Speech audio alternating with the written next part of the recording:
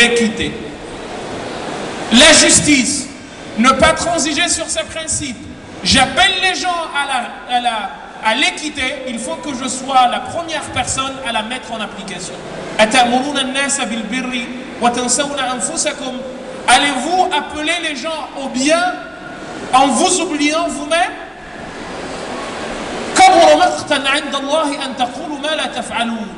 Comment pouvez-vous vous permettre d'appeler les gens à des choses que vous êtes les premiers à ne pas appliquer?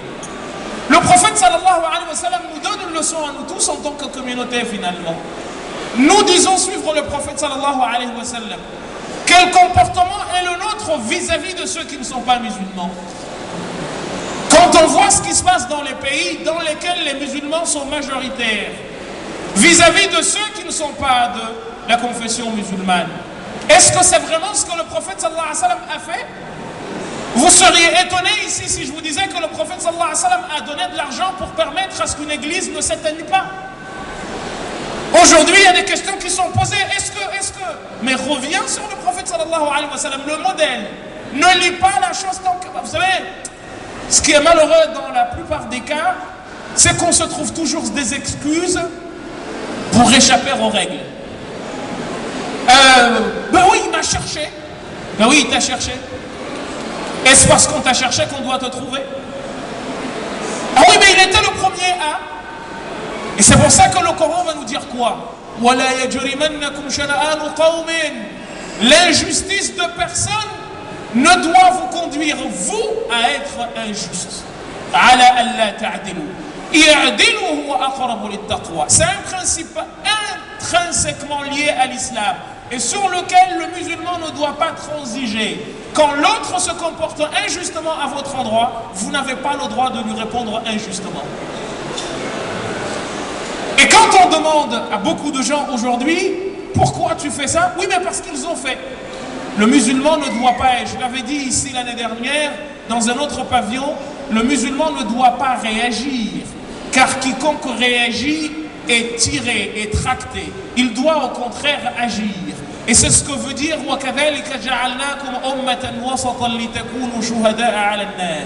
on a voulu faire de vous une communauté du juste milieu. Or en arabe, on dit que le milieu d'une montagne, c'est son sommet. Donc le musulman, il est là. Il doit être une source de quoi? Une source de règles, une source de valeurs, une source de principes. Et non celui qui est le premier à violer les principes collectifs sur lesquels tout le monde s'est mis d'accord. Voyez-vous, c'est le prophète sallallahu alayhi wa sallam qui au moment où il devait quitter la Mecque, eh bien il pense à amener Ali ibn Abi Talib et à le mettre à le faire dormir dans son lit pour que le lendemain, au moment où les gens auront découvert qu'il était parti, eh bien celui-ci rende à ceux-là qui lui voulaient la mort ce qu'il lui avait confié. Et pourtant, on pourrait penser que c'est halal. Donc, et vous savez, vous allez même être étonné, il y a des fuqaha qui vont faire des fatawi, qui vont dire justement si tu as la possibilité de rentrer dans une maison de non-musulmans et de voler ce qu'il y a dedans, fais-le. Alors que le prophète sallallahu alayhi wa sallam est le premier à nous dire mais non, parce que ce sont des principes sur lesquels nous ne devons pas transiger. Donc la première mission, ou plutôt le premier enseignement à tirer de la vie du prophète sallallahu alayhi wa sallam, quel que soit l'angle à partir duquel on lit celle-ci, c'est de dire que c'est d'abord et avant tout un homme de principe. La sœur disait, quand Aïcha parlait d'elle, de lui qu'est-ce qu'elle disait? Kana khuluquhu al-Qur'an. Son comportement était le Coran. Qur'anan yamshi ala al-ard. Un Coran qui marchait sur terre. Alors il y a des gens qui vous disent on peut battre sa femme. Ben ok, le Coran l'a dit. Ah bon, ok, allons-y. Mais qu'est-ce que le Coran humain a dit? Parce que du coup là on en a deux les amis. Le Coran qui est lu et le Coran humain. Qui est lui, celui qu'on nous a demandé de suivre. On est bien d'accord? لَقَدْ كَانَ لَكُمْ فِي رَسُولِ اللَّهِ إِيش أُسْوَةٌ حَسَنَةٌ. Vous avez dans le prophète sallallahu alayhi wa sallam eh bien le meilleur des exemples qui soit,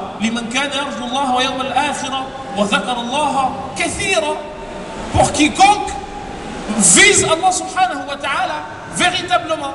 Il se trouve que cet exemple, ce Coran qui marchait sur terre, jamais il n'a levé la main sur une femme.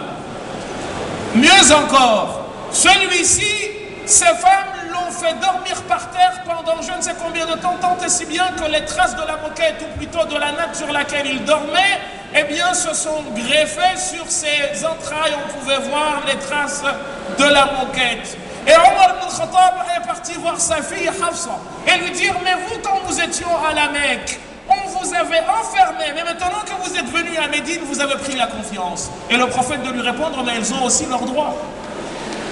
Donc comment peut-on aujourd'hui venir nous dire: mais le prophète nous a dit qu'on pouvait taper, mais vous tapez quoi?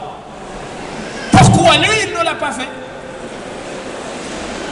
Donc vous prétendez suivre le prophète sallallahu alayhi wa sallam en disant que vous avez compris mieux le Coran que lui? Alors il y a des gens qui viennent nous dire: mais oui, c'est écrit dans le Coran. D'ailleurs, on pourrait faire un débat, je puisqu'on pourrait faire un débat sur la notion de daraba en arabe. Il y a au minimum 4 à 5 sens qui peuvent aller de pair avec le sens du verset, mais ça ce serait autre chose. Ce qu'il faut comprendre ici, c'est quoi? C'est que soit, le Coran l'a dit. Sauf que, comme on le répète souvent, le Coran est venu et il a tenu compte des réalités des gens de l'époque et a essayé par pédagogie de les changer. Alors qu'est-ce qui se passe? Les Quraysh, pour eux, la femme n'était qu'un objet. La femme était vendue au marché sahbi. La femme était la propriété de l'homme. L'homme avait droit de mort et de vie sur la femme. Le prophète sallallahu alayhi wa sallam vient. Et il y a un des chapitres du Coran qui vous le dit, qui dit aux Qurayshites à l'époque. Et je ai essayé d'imaginer la révolution que c'était. Si on annonçait à un de ces gens-là, de ces barbares-là, la naissance d'une femme, son visage devenait noir de honte. Il se cachait, il rasait les murs. Parce qu'on lui a annoncé une mauvaise nouvelle. Est-ce que je vais la garder en étant dans cette honte ou plutôt l'enterrer vivante? Et Dieu de dire: mais quelle injustice ces gens-là font-ils? Mais quelle façon de penser barbare? Et après, vous pensez qu'il y a des gens pareils qui enterraient la femme vivante? Si le prophète était venu leur dire: vous n'avez pas le droit de faire comme ça, ils auraient entendu? Wallah, ils n'auraient rien entendu.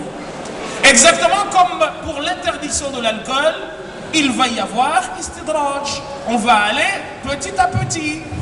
La taqrabu as-salata wa antum sukara. Ne vous approchez pas de la prière en étant dans une situation d'ébriété. Jusqu'à ce qu'à la fin on dise: eh bien l'alcool fait partie des souillures sataniques, éloignez-vous-en. Petit à petit. Le prophète sallallahu alayhi wa sallam était ainsi. Une miséricorde offerte. Donc le père qui a envie d'être, ou plutôt le mari qui veut être un bon suiveur du prophète sallallahu alayhi wa sallam, mais qu'il regarde les relations qui étaient les siennes avec sa femme. Aïcha radiallahu anha wardaha. Wallahi, je dis souvent aux gens, elle a dit des mots au prophète que même Pharaon n'a pas dit à Moussa alayhi salam. Et je reformule ma phrase. Aïcha a dit au prophète des mots que même Pharaon n'a pas osé dire à Moussa. Et pourtant, elle est la femme du prophète. Et si c'était quelqu'un d'autre qui avait dit ces mots, il aurait été pire que Abu Lahab. Aïwa, disons-le. Un jour, le prophète sallallahu alayhi wa sallam a eu une petite incompréhension, indifférent avec Aïcha. Aïcha lui dit: eh bien, on va appeler mon père. Donc, ils ont appelé qui? Ils ont appelé Abu Bakr, le compagnon du prophète sallallahu alayhi wa sallam célèbre. Abu Bakr, il vient. Aïcha anha, le prophète lui demande: tu parles toi ou moi je parle? Aïcha lui dit: parle mais ne dis que la vérité. Vous dites ça, wallahi, vous devenez kafir sur le champ. Vous devenez pire que Abu Lahab. Parle mais dis la vérité. Abu Bakr, il l'a compris comme vous et moi le comprenons maintenant. Elle lui bat. Lui, il dit autre chose que la vérité. Et le prophète lui dit, oh mon gars, je t'ai pas appelé pour démolir ma femme. Je t'ai appelé pour que nous trouvions une solution à notre problème. Si tu ne peux pas trouver de solution, ben, rentre. Et là, Abu Bakr, il se... Alors là, le prophète sallallahu alayhi wa sallam parle. Et vous savez que nos sœurs, elles sont là, c'est nos mères, nos sœurs et nos épouses et nos filles, mais elles ont le chic de la provocation. Et vous vouloir... Aïcha, à un moment donné, elle lui lance un pic. Et de ces phrases qui te font monter au plafond. Et qu'est-ce qu'elle lui dit? Alors que le prophète est en train de parler, elle lui dit et lui, il prétend être un prophète. Vous imaginez la lourdeur des mots. Est-ce que l'on se rend compte de ce que ça veut dire? Et le prophète sallallahu alayhi wa sallam, il sourit. Et comme c'est dans le Bukhari, il lui dit Ya Aïcha, Wallahi innani la'a'lamu ridaki an ghadabik. Wallahi, je sais quand tu es en colère et quand tu n'es pas en colère. Aïcha lui dit, mais dis alors. Le prophète lui dit, quand tu es fâché, tu dis La wa ilaha Ibrahim. Quand tu es fâché, tu dis non au Dieu d'Abraham. Et quand tu es contente, tu dis La wa ilaha Muhammad. Non au nom du Dieu de Muhammad.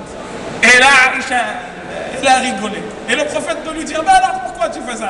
Elle dit, mais quand tu me fâches, j'ai même pas envie de citer ton nom. Donc le mari qui parle mal à sa femme, lui il est où comme modèle? Le prophète sallallahu alayhi wa sallam, il a comme modèle Iblis, mais pas le prophète sallallahu alayhi wa sallam. Lorsque le prophète sallallahu alayhi wa sallam va vivre avec Aïcha dans cet esprit-là, lorsque le prophète sallallahu alayhi wa sallam en tant qu'enseignant, vous lisez dans le Coran un chapitre qui s'appelle Souratul Mujadila.